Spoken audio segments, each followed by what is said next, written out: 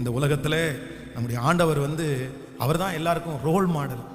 நம்ம எல்லாரும் யாரை பார்க்கணுமாமா? கர்த்தரை ஒருத்தரையே பார்க்கணும்.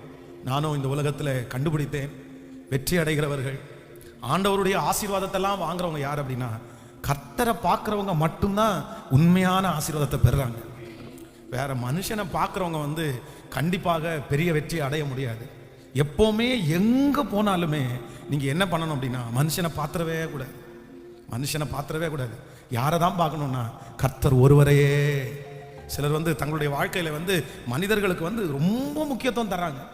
ஸோ அவங்க தான் அவங்க சொல்கிற வார்த்தையை மீற மாட்டாங்க, அவங்க சொல்கிறத அப்படியே கீழ்ப்படிவாங்க. அப்போ அவங்க தான் என்னை உருவாக்குவாங்க, அவங்க தான் என்னை டெவலப் பண்ணுவாங்க, எங்கள் ஆள் மாதிரி யார் இருக்கா அப்படின்னு எல்லாம் சொல்லுவாங்க.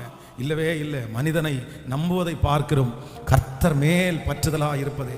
நீங்கள் மனுஷனை விட்டுட்டு எப்போ கர்த்தரை சார்ந்து கொள்கிறீர்களோ அப்போவே ஆண்டவர் உங்களோட இடைப்பட ஆரம்பிச்சிருவார். கர்த்தர் உங்களோட பேச ஆரம்பிச்சிருவார். எத்தனை பேரை ஆமோதிக்கிறீர்கள்?